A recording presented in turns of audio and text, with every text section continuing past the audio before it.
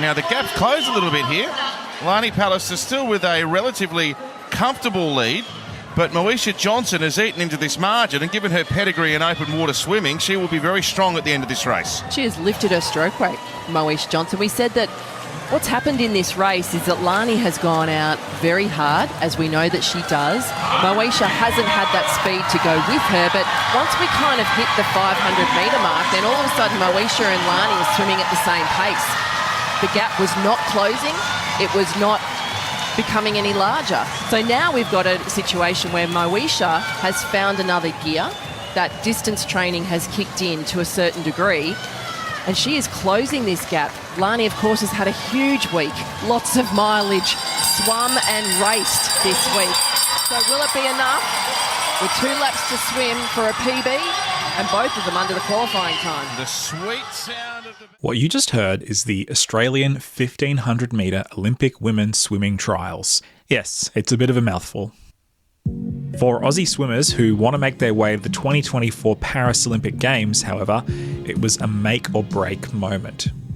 Whether or not you got into the Dolphins, the Australian swimming team, depended on whether you were able to either get first or second place in any of the given trials.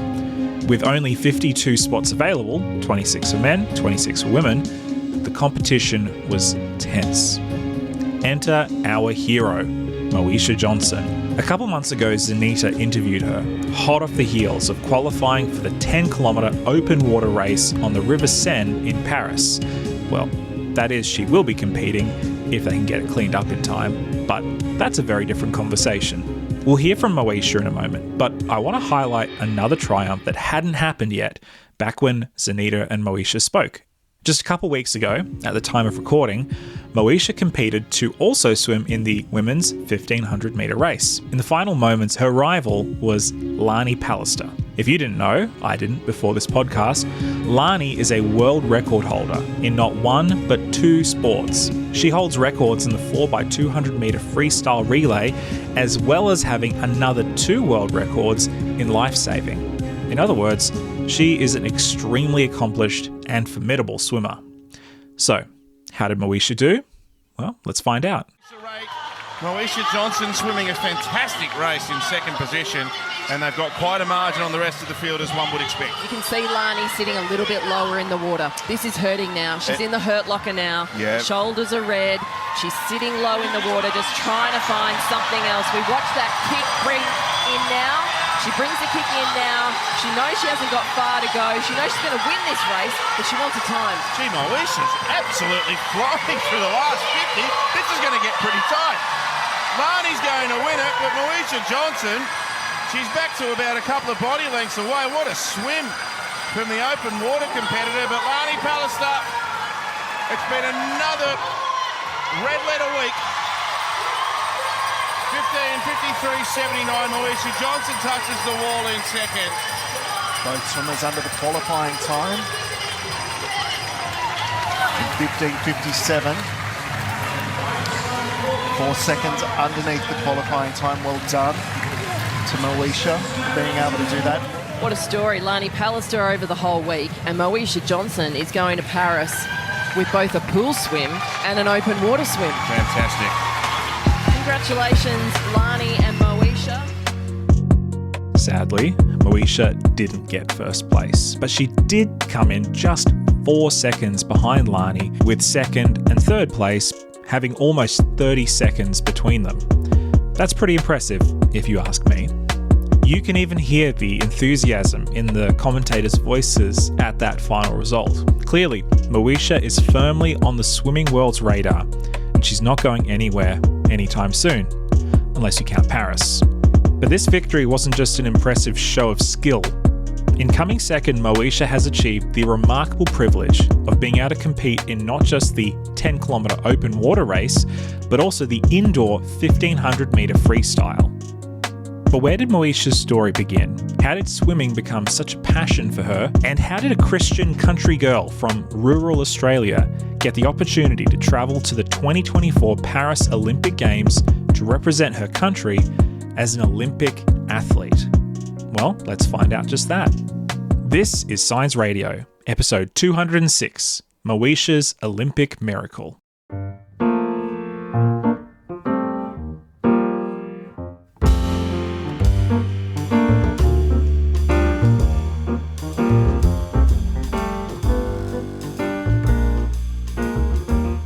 I guess to kick things off, it would be good to hear about how you got into swimming in the first place. So do you want to give us a bit of a Moesha history lesson? Where did the swimming journey begin for you?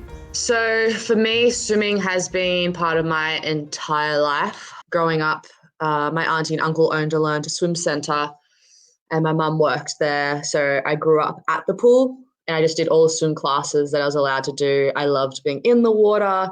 Every time we were at the beach, my mum just said like she couldn't keep me out of the water. I just wanted to swim. So for me, like just growing up, it was just natural. Like I just kept progressing through the learn to swim, the squads. You know, like my mum wanted us to swim as well for water safety because we were always surfing and at the ocean and we had creeks on the property that we grew up on. But I remember my auntie who was coaching me, she said to my mum, like, this girl loves to race. You've got to get her into a competition. And so my mum took me to my first competition. I loved it. Like, I just loved swimming. I don't know, just something always has called to me. I just have loved being in the water and like I love racing, but I also love just training and swimming and the whole process of it. So it's just for me, it's been something really natural that's just really called to me, like as my whole character. Something I'm curious about is now that you're doing swimming as a job, as a professional athlete, do you still get that same feeling of joy and peace when you're in the water that attracted you to it in the first place? Like it's definitely different when you're having to go to the pool 10 to 12 times a week. The word joy can be a little bit interestingly used. But I think for me, like, you know, when I do struggle sometimes to turn up to training, I still remind myself, like, what else would I want to be doing? Like, I actually do find beauty in being in the water and like a piece of just, like, you know, even when your hand just goes to the water and you see the water reflecting off it. Like, I just love that, like, something about the way the water reflects. Like, it's just something that I've always loved. And so I'm always just thankful that I do get to do it. Even when sometimes I have my days, like obviously I will have my days because it is a job as well. But yeah, I do love it. I certainly don't swim 10 to 12 hours a day, but I do like to go for even just like a 30-second dip before work most mornings in the ocean. And yeah, there is something very calming about being in the water. I 100% agree. So anyway, all right, you grew up at the pool, you did squads and all of that. At what point did you start to feel like this was something that you could pursue seriously? Well, I think this answer would have a few dimensions to it for me. I never dreamed of being an Olympian. You know, you hear the stories where everyone's like, oh, growing up, all I wanted to be was an Olympian. I never really dreamt that dream. Like, I thought it was too far out of reach for starters. It just seemed like such another planet away. Like, good for you guys, but I'm just a country, you know, like a country girl in a small little 25-meter pool. Like, there's no way I'm going to get there. I always thought, oh, wow, it'd be really cool to make money out of swimming, but I never really planned for that. I planned, like, you know, I studied, I went to school, I did my high school properly. I never planned to rely on swimming as my job. But I think for me, like, I just didn't realize I could get to this level. That's the crazy part of my story. Like, I never expected to say I'm going to an Olympic Games. And that's the side of my story that also, like, you know, the spiritual side of my story that comes in too as well. I think growing up in the church, I didn't know if swimming was what I should be doing as a Christian. And I was very conflicted by that when I was younger. But I was also very conflicted because I was like, well, what else? Like, what's different swimming to other things? Like, you know, what's the difference? And I think, you know, I did really struggle with that when I was younger. And so I kind of always swam, but I never probably put my full heart and soul into it because I was also nervous about committing to it. But also now I look at swimming and I think, you know, I never dreamed of going to the Olympics. Yet here I am, and I think that's the journey God's brought me on. And sometimes I don't understand it fully yet, but I know 110% I would not have made the games without him. Like, I was really sick leading into the qualifying competition. My coach still, like, he said it to me like at least 6 times in the last 2 months. Your preparation, look at it. How did you make the games? You know, how did you do it? And I just, like, I even remember in the race going, oh my gosh, this feels so hard. Like, it shouldn't feel this hard this early on. And then suddenly out of nowhere, I just managed to go to the front of the group, and I still don't understand myself how it happened. For me, it's just a thing that I just really think that God's been with me on this journey in so many ways. Yeah. I remember growing up, it's something that I always think about, because I used to ride horses and swim, and they were my two loves. Horse riding is obviously, it's a rich man's world. You got to own the right horse to be the best athlete. But I remember as a kid, I must have been around 10 or 12. I can't remember exactly. But I remember praying a prayer, and it was, God, I love horse riding and I love swimming.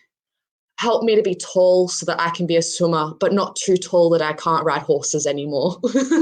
And I look at that prayer and I'm like, God, I'm tall. I'm 5'10" 3/4. So I'm almost 5'11", and 5'11's tall for a girl, but 5'10" sounds okay. So I'm like, this is it's just ridiculous. When I think about things like that. Yeah. That's so funny. I love that story. I do understand what you're saying.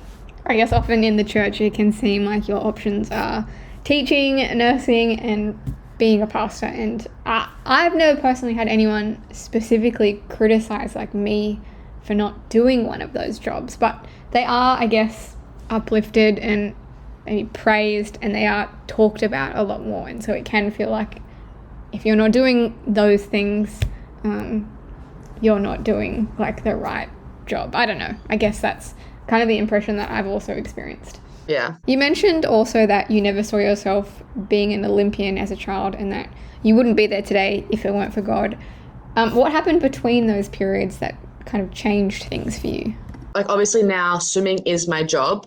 So people do understand that a lot more now because it's an actual job. So I can explain it to them like that. But obviously when I was kind of trying to push into the professional side of things, it was a lot harder to explain it to people. But I think for me, the real turning point when I realized I did want to pursue this, I remember I had a few people speak into my life about it, saying you'd love something. Why aren't you doing that? You're passionate about it. And I can't remember exactly who said it to me or how it came up, or whether it was at church or a sermon I listened to, but it was something about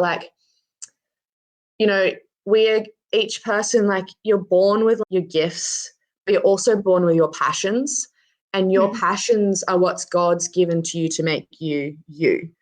And swimming isn't something that I swam and then I just started doing it because I'm good at it and then, I've continued on. Swimming is something that I have loved, and I know it's my passion because I was willing to do it for free before I became professional. And I think for me, in that period of time where I was doing it for free, but trying to reach an elite level, I really realized, God, this is something you've given me. I love swimming. I'm a crazy girl who would love swimming and doing what I'm doing and doing it for free, and he really put it on my heart that this is what I have given you to make you Moesha. That's what makes me unique to me, is that I have this stupid love for swimming. It's sometimes I'm this is ridiculous. Why do I like this? Why do I like it? But it's just who I am and how I've been created. And I think for me, stepping into that and embracing that was who I am. I can surf and I can horse ride and I can be all these different people. But for me, because I have a lot of different things I've grown up doing, I had to figure out for myself that swimming was my thing and that was unique to me. And I had to fully embrace it as yes, I'm a swimmer. I want to be an athlete, which I did struggle with for a while. I wanted to be the girl who oh yeah, I swim, but actually I'm the surfer, or I'm the artist, or I'm the uni student. I didn't really fully embrace that side of me. And I think that's where that part of the journey, that was a switch point for me. And yeah, I had to be okay with it as a Christian, I think, to be able to step into that, though. I was always, like I said, I was a bit nervous about it. Interesting. I do get that. I think it's something a lot of people probably wrestle with and struggle with. Is this the right job or thing to step into, and what will people think of that? But it's like Paul in the Bible, he made tents, and he had a huge impact. And so I think irrespective of what we're actually doing, we can always be used. Looking back at how you were feeling and then looking at where you are now, do you feel like God has used you as a swimmer? I'm challenged by this daily, to be honest, because sometimes I feel like I'm not being used. And I look at other athletes who are these amazing, especially women athletes. There's a really strong movement in high performance women athletes at the moment, leading and bringing God to the fields of play. And in running and in high jump and athletics, there's some really incredible souls doing some really cool things.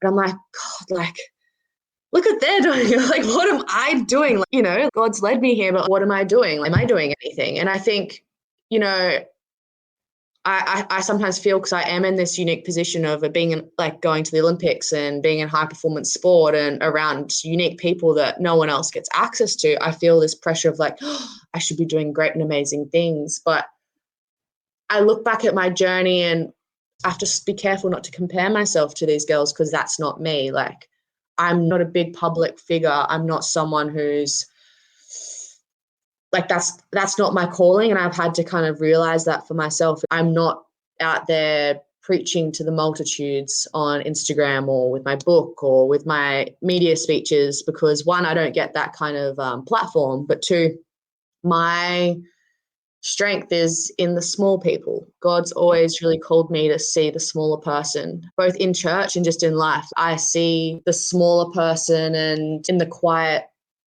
spaces, like, and I've had to really realize, like, it's in those quiet moments when I have that little opportunity when someone needs to be heard that I can step in. Like, my strength isn't stepping in the big grandeur moments. I feel like I'm the seed planter and I don't often see my results and I just have to really trust that, like, what I'm doing is going to be watered, but like, I plant the seed and trust that the watering will happen. And it's challenging. Like, I am still challenged by it daily, like I said, but it's definitely one of those things I think people do expect when you're on a platform, that you're just going to be like, Preaching to the world. yeah, preaching to the world on my Channel 9 News media interview. But like, and the reality is, like, even in the swimming world, I'm not that recognized on the media. So, yeah. Yeah, I think it's awesome what you're doing. And like you said, it's not everyone's place to be preaching or writing books or using their social media platforms for whatever. But I think we do underestimate the influence that we can have in those smaller everyday kind of situations like you're talking about. And I think sometimes, this is a big one for me, sometimes I feel like at the moment, like, I don't really see anyone new. So there's no one I'm talking to about this a lot, especially, like I said, I'm not in a community. Not to mention you're in a foreign country. I'm in a foreign country. I can't even go to church here because the one church I did find, no one speaks English. But like, the thing I've realized is, if you're not a minister or a teacher or up the front of church, by the time you're 21, you're a failure in the church ministries kind of thing, you know? And I think God really gave us our 20s to get life experience as well. I'm not saying like, go out and be crazy, but I think, you know, there's that grace in your 20s to just don't stress about doing the ministerial work. Like, also just be in your 20s. You know, look at Jesus. He started his ministerial work in his 30s, but he couldn't speak with the same authority if he was younger because he hadn't lived. And I think, you know, you look at all the great preachers out there at the moment. I know people are like, oh, age is just a number, but like, at the end of the day, they speak with such authority because they have lived as well. And sometimes when I get frustrated, I'm like, Mo, you're still so young. Like, I'm learning so much about myself and about the world that I'm actually going to be able to take on and do really cool things with later. Like just learning so much about people in general and the human nature. It's crazy what I am learning, like, just between cultures and even the consistencies and inconsistencies between culture and history. And like, I'm learning so much that, like, I'm not really doing anything with it at the moment, but I think that's where I also am like, okay, Mo, like, it's okay. And that's when I also look back at like how I got here, and I'm like, well, we don't know necessarily what the next step is, but you just have to, like, I don't want to be stagnant. I want to make sure I'm growing so that and positioning myself so that I can be used. I don't want to be unprepared if God does give me a moment to share him. Like, I don't want to get there and be like, I don't want to, you know, I don't want to mess it up either. And I think that's how I keep myself accountable when I'm away from community and when I'm struggling with, like, you know, am I doing anything? I'm just like, well, maybe not now, but let's keep making sure our heart and our mind is ready to be bold if we need to be bold. Absolutely. I do a bit of life coaching work with young girls, and often I have clients who are super anxious because the end of school is nearing and they don't know what they want to be when they grow up. And I just have to remind them of a similar thing. Like, it's okay to take the time to just be and figure out who you are and what you enjoy and what you're passionate about. Like, it doesn't just come to you. And so it's okay if you're not there. We have our youth and we have our 20s, like you're saying, to kind of figure that out. Not just it's okay, I think often it's actually wise to take that time to figure that out. But yeah, we don't have to be in such a rush. You're absolutely right. Yeah. And I think that's something like I really struggled with, is like, what did I do in my early 20s? I lived, but also there's a lot of times I look back and I'm like, I was stressing about the expectations of me. I was expecting myself, and the community around me was expecting me to be a 30-year-old girl and not be in my 20s. And, you know, I'm in my later 20s now and I'm learning stuff about life that younger girls probably would have learnt, because I put so much expectations on myself to be someone who had already lived in their 20s, I guess, without having the actual time behind me. You mentioned earlier, and I actually know this about you just from knowing you over the years, you have a real heart for community and a real longing to bring people together and create spaces where people can be themselves and, I guess, feel a sense of belonging. And you mentioned earlier, now that you're in Germany, you know, you're in a foreign country, you don't really have that yourself. How has that been for you, and how are you keeping yourself grounded and sane? Yeah. So yeah, obviously, like, back home, I love community and I immerse myself in community left, right, and center as much as possible with what I'm doing with swimming. And I've always been the kind of person to reach out and find community wherever I end up. So yeah, being here, it's been a big challenge for me. And I think it's something that I'm still actually working through. I have tried to reach out to a church here a couple of times, even to find out if there's young adults I can meet who speak English.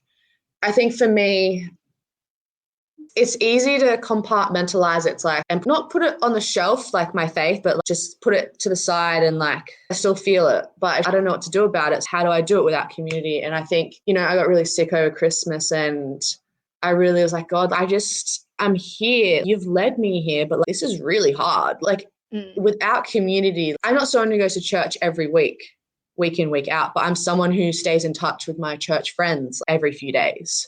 And for me, that's my community, is being able to talk spiritually to people about stuff. And it's still something I'm challenged with, but I think when you really lean into it in prayer, God does provide little things.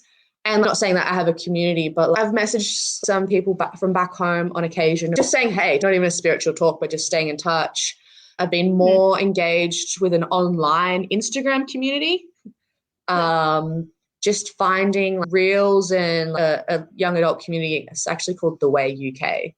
And I just follow their stuff, and, you know, I really like the questions that they ask and the things that they do. And I just think I have to be so much more proactive for myself to keep having it brought to my forefront of my mind, so it doesn't get just like put on mute in here. And I also just continually am reminding myself, like, Mo, you don't want to lose what you have. What you have is so beautiful. And this might just be a period of time where you really have to work for what you've had naturally, because I've always been just naturally so spiritual. So I think for me, that's where even my sports helped me, because it's come down to pure discipline sometimes. It's like, well, I can't go to church. I can't necessarily even find space sometimes personally, like personal space to read the word or listen to the music I want to listen to. But I think probably the most recent thing I've started doing is going at least once a day, like, God, I'm just thankful that I am here. I'm thankful that I have the opportunity to be here, like, and just like really talking to him in thanks. And it just sets my heart right and keeps my heart aligned, because as well, I think it's, for me, the hardest part is when my heart wants to get bitter, then I can lose sight of the right things. But I would say it's not easy at all. Like, 100%. It's not easy. And I think this is part of my story that I don't understand yet because it is so hard. And yeah, it's definitely something that I know I'll look back on this period of my life and go, oh, that makes sense now. But for now, it's just purely just trusting, remembering like home and the community and the spiritual living I was doing at home and going, we don't want to lose that, you know, like, and keep working my heart to stay in that place.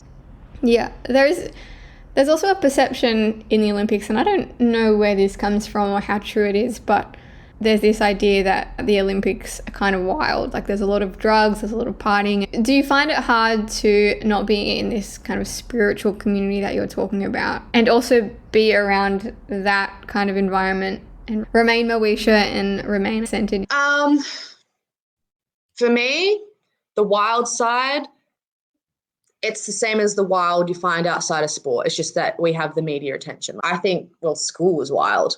After work parties are wild. Like, you know, if you want to find wild, there's wild everywhere. And, you know, I think I've been to the after competition parties and yes, they're wild, but like also they're actually some of the best places I've ever been to talk to people about different stuff as well. And I actually feel more comfortable going to sporting parties than I did I never really went to school parties. I hated them and like, they were scary. Like, they were wild.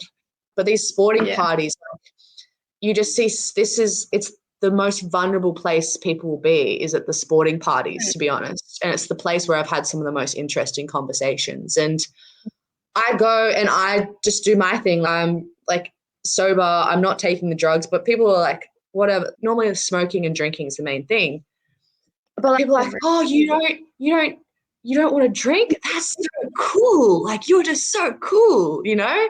So I've never had a problem with it in the sporting world. And I actually felt more pressure in school. That's why I just didn't go to parties in school. One, I just didn't want to know and I just didn't want to try it.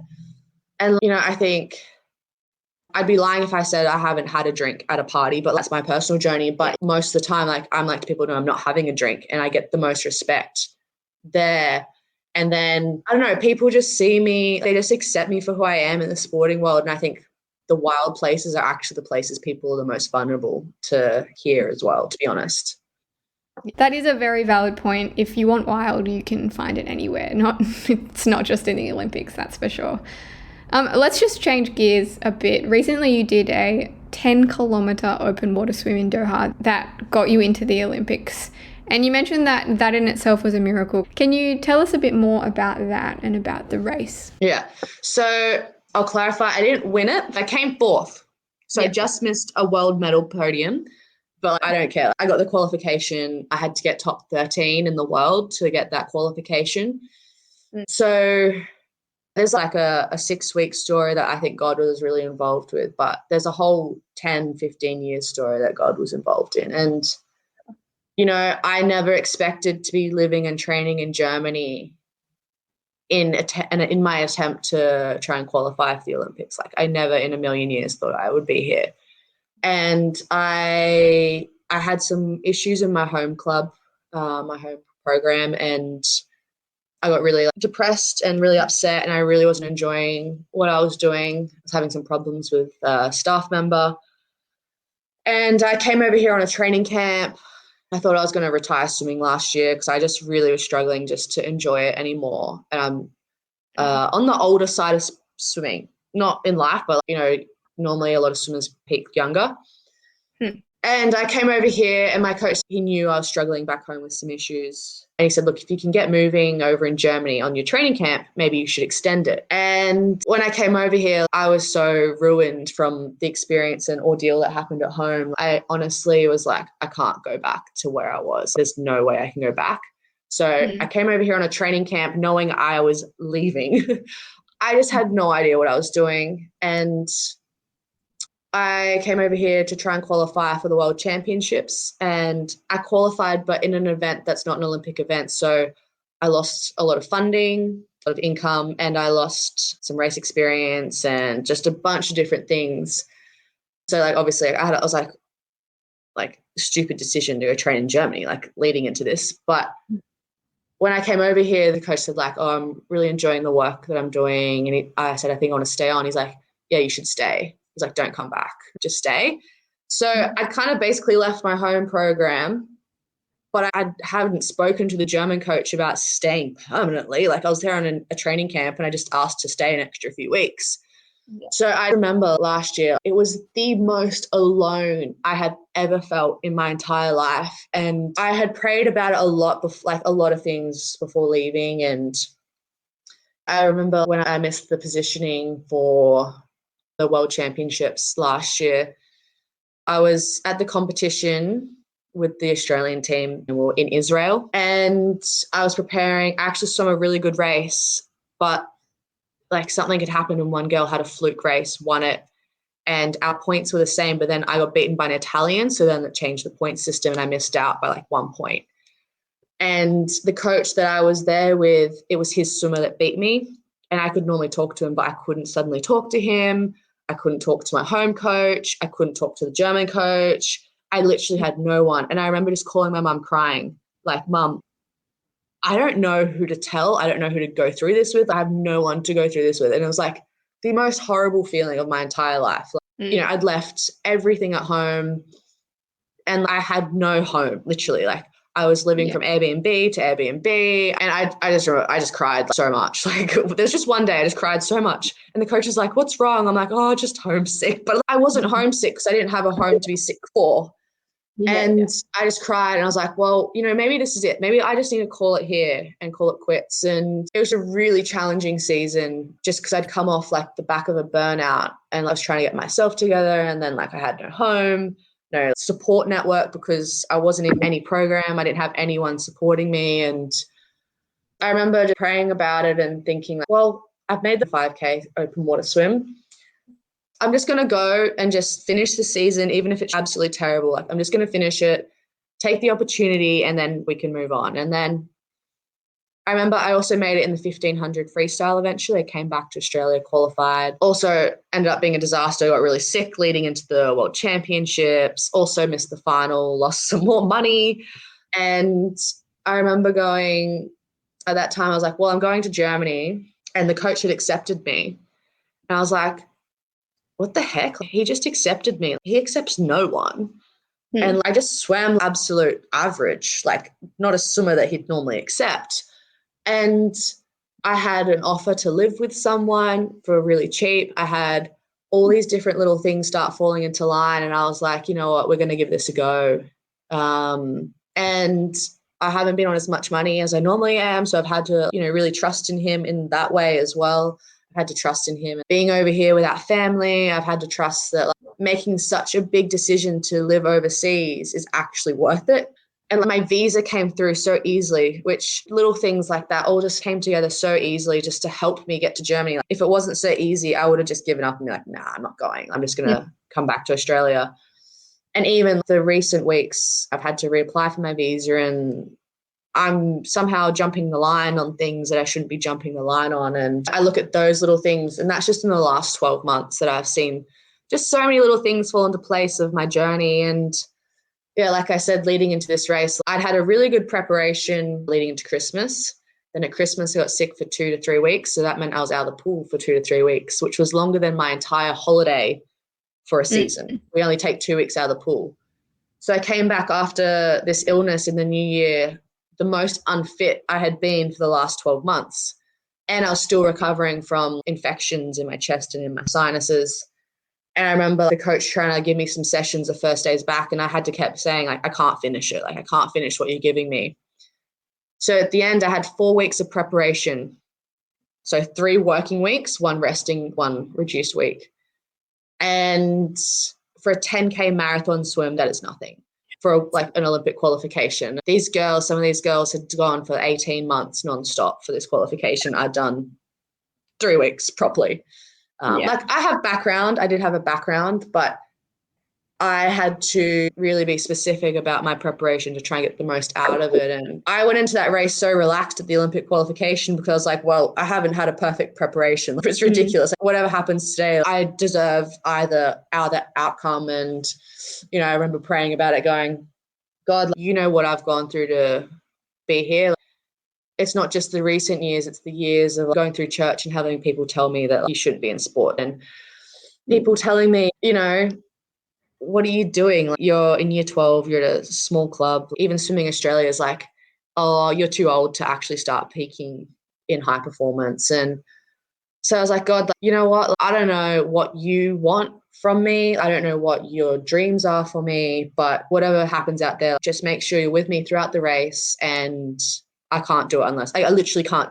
I can't see how I'm going to succeed in this race unless you're with me. And I just remember in the middle of it, like 10Ks, because it's 2 hours by yourself, I talk to him the whole time. It's my coping mechanism. Some athletes probably have other tactics. Mine's talking to God throughout the race. Like, God, oh, this is ridiculous.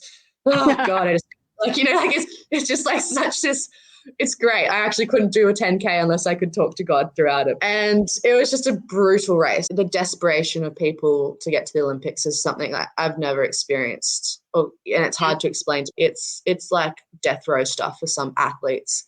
And I'm out here going, I've had 3 weeks preparation, just survive. I'm getting hit and getting beaten. And then on the last lap, I'm well back in the positionings I didn't want to be in. And I was like, well, it's now or never. I've got to at least give it a shot of trying to get there. And there was this 200-meter stretch. And I just put my head down, and I got sick of all the girls hitting me. So I just put my head down and try and move up a position or 2 because I needed to get top 13 or top 15.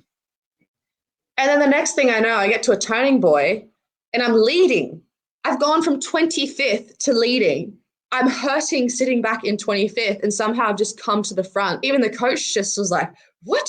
I was worried. Where did that come from? And I think that's the little push that God gave me in that race. I just had this moment where I got these little flippers, and I just kind of somehow I just had this line in the ocean that just got me to the front of the pack.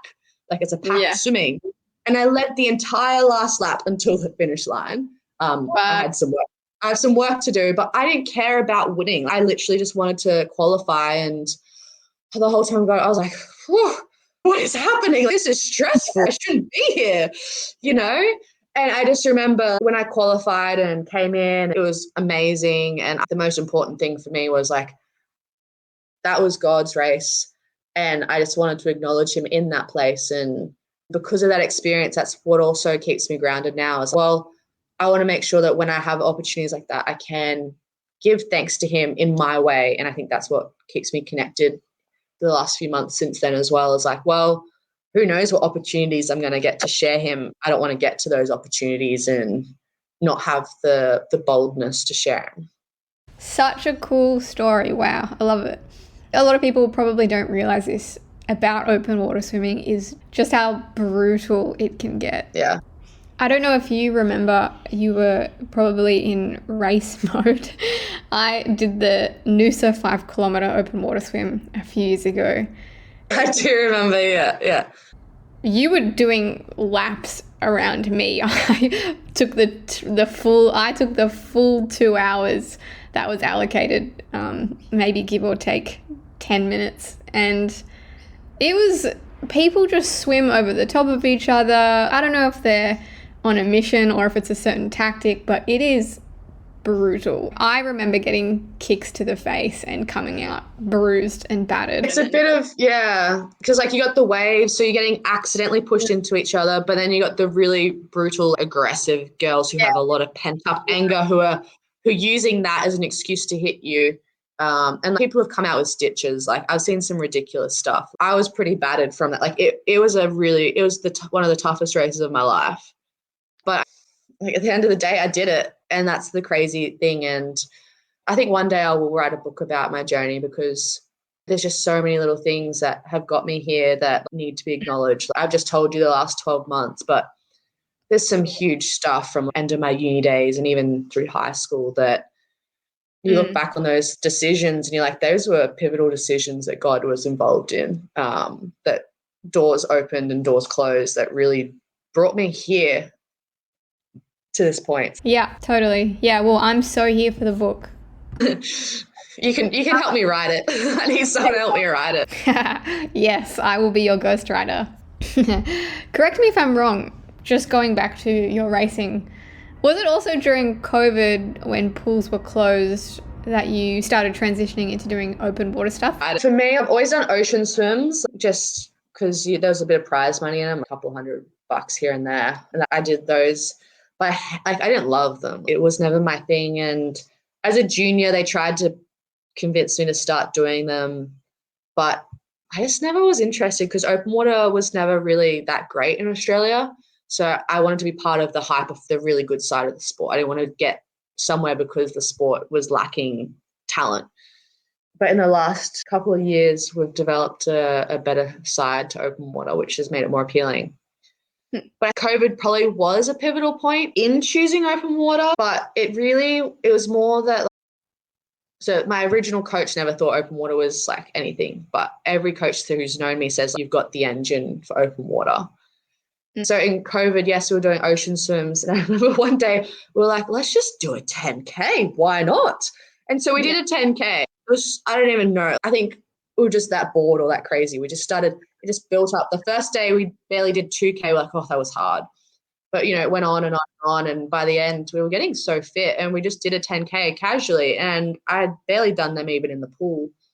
And that was the first time I was like, oh, I actually can swim the distance. But I didn't really think much of it still even then. But it was really after 2021 Olympics trials. So it's the Tokyo 2020 COVID Olympic trials. I missed the Olympics in the pool. And that's what really pushed me into open water. I was like, well, I can make it in the pool in the next one if I want to. But a few opportunities came up to also try it. And I started trying it and I hated it. Like, honestly, even today, I still hate it sometimes. But it's taken me some incredible places in the world, given me so many more opportunities in my sport and in life. But I think it's so challenging that I'm addicted to that challenge. In the pool, it's pretty predictable what you can do. It's straight up and down. If you hit the certain time, you're going to result a certain time. Like A plus B equals actually like AB. But in open water, you can be the fast. Like I'm probably one of the fastest pure 10K swimmers, but add in the conditions, add in the skill, add in the experience, add in all these different factors, being beaten up and different courses, salt water, warm water, fresh water, cold water, wind, all that sort of stuff. It's so challenging. And a lot of swimmers like me have tried to come over and haven't been successful. You're in there for 2 hours. So it's a 2-hour race. There's tactics of when to feed, when to not feed, where to sit. You can't just lead the race. It's very much like the same tactics of cycling because I've tried that because I can lead. I'm very fast, but I've absolutely burnt out and been shot out the back. So, you go through 2 hours of emotions. So when you touch and finish, the emotions of losses and success are that much more exaggerated because of the intensity and the duration of what you've been through. So I think every 10K I've done, I'm like, I hate this, never again. That thought always crosses my mind. But when you finish, you're like, oh, this is so addictive, Oh, yeah. It's like that feeling you get when you've achieved something super hard. You mentioned your training a few times. What does a typical day of training look like for you? So what's a day in the life of Moesha currently? Yeah, so Moesha in Germany is a little different to Moesha in Australia. So in Australia, I'd get out a lot more and do a lot more. But here, my life is purely swimming for my job. And I think that's something like, I've said to God, I'm here. This is my job. And I just want to be as good at my job as I possibly, I'm here to be professional and, reach that absolute perfectionism in my work. I think that's what he's kind of called me to do now. And so it's not very interesting. I wish I could say it was more interesting than what it is. In Europe, we don't wake up as early. So I used to train a lot earlier in Australia. So here we wake up at about 6:45 a.m. and that's pushing it for some Europeans. 6:45 a.m. wake up. We have breakfast, get ready, go to the pool, 30 minutes warm up. So we've got to stretch, activate, get our bodies ready, and then a minimum 2-hour training session in the morning. Get out, have a snack, and then we go and do an hour dryland. So dryland can be gym, it can be cycling, it can be any kind of cross training. Then by that point we come home, it's about 11:30, we have another meal, lunch, and then sometimes I'll have a little bit of work, like just life admin to attend to before Australia ends their day. And then we'll sleep for about an hour or two, eat again, and then go back to the pool, do another 30 minutes warm up, another 2 hours in the pool. And then we do some recovery after training for about 15, 20 minutes, come home, eat, sleep. So we eat about 4 to 5 meals a day, train about 5 to 6, or actually probably even 7 hours a day, and sleep. We try and sleep up to 9 hours total a day. If we can, that's a struggle. And so we'll do that. So we do doubles about 1, 2, 3, 5 days a week. Wednesdays are sacred. We do always get Wednesday afternoon off. But on training camps, it's even more intense. So we'll do even more work than that. So, yeah. Do they also schedule that 1 hour sleep during the day? Like you mentioned, you slept after lunch. Oh, no, I schedule that in. Your day is free for you. But as a professional at what I'm doing, I would be an idiot not to sleep. There are days I won't sleep because I have some like appointments or something, but basically like you schedule your day to best prepare to train again that afternoon. And it's not just about the afternoon, it's about finishing a week with quality to the end of the week. So it's about banking the sleep so that you can get to the end of the week really well. It might not sound very exciting to you, but it's very different to the people's labs who are probably listening. So it is, it's interesting to us. Oh, 100%, 100%. You mentioned that you are getting up at around 6:45 in Germany, but I think I remember when you were in school, you were starting well before dark. Is that right? When were you starting when you were in Australia? I had some periods in my life where I was getting up at 4:10 a.m. in the morning to start swimming at 5 a.m. Oh, thank God, those days are over. Like I can't do it. I literally could not do that anymore. But as a professional athlete in Australia, I was getting up at 5:15, 5:30 to start at 6 in the water. And then our afternoon sessions were earlier. So Europeans are quite late night people. So I don't go to bed till 10 here. In Australia, I'd be in bed at 8:30. So that's another difference in culture as well. Yeah. You also mentioned that growing up, you didn't imagine yourself being an Olympic swimmer.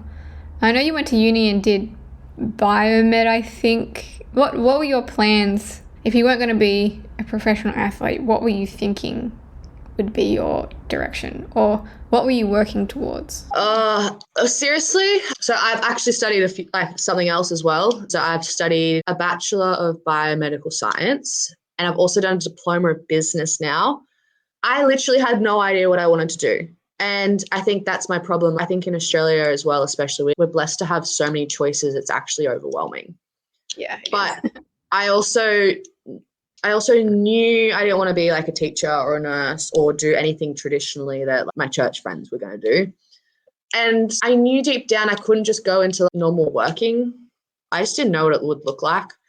I've always just been an opportunist. I've always just taken opportunities as they come. So I have worked a bit in different jobs. They've just been casual ones, but I have worked. And I think, I think that's why I did stick to swimming. I was like, well, even though I'm not really getting, at the start, I wasn't really getting paid, but I'm like, it seems like an easier decision than facing the decision of choosing a career. And now obviously it's become my career, but it was definitely something growing up. I really struggled with, people want me to know what I want to do. Like, I have to know what I want to do. I looked at every possible career and I was like, well, none of them I'm passionate about in terms of, if I started something, I'm sure I could get passionate about it, but I never felt called to any of them, I guess.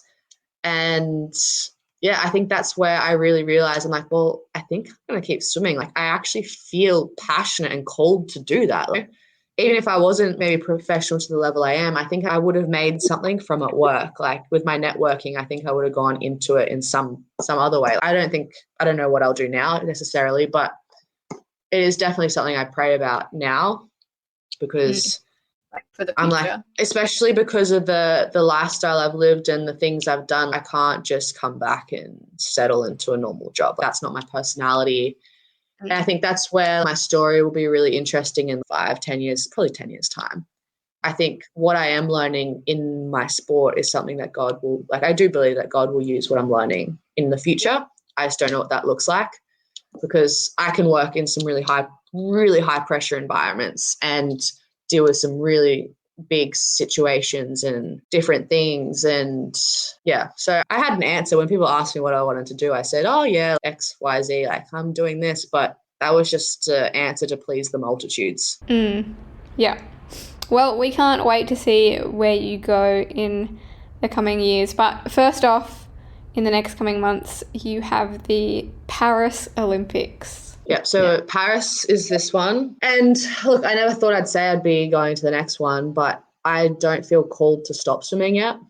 Yeah. So I will continue after this. I will continue after this Olympics. I don't know if I'll go fully to the next, like all the way the next 4 years. There's a lot that has to fall into place for that. But yeah, who knows? Who knows? Just roll with it, see what happens. Where are you actually swimming in Paris? Like, I know it's open water. Where are you? We're technically in the River Seine. It'll be the first time in 100 years it's been swum in. Wow. But there are some current issues with the water. But I hope they can pull it together for us. Yeah. We're waiting for the backup, but apparently they don't have a backup. But it's Paris. Like, they'll find somewhere else. I'm like, come on. Yeah, surely they won't cancel it and we'll just find somewhere else to hold the race. But anyway, we will be cheering you on and wishing you the best of luck here from Australia. Thank you so much for joining us and telling us about your journey. And yeah, we can't wait to see where you go from here and one day read your book.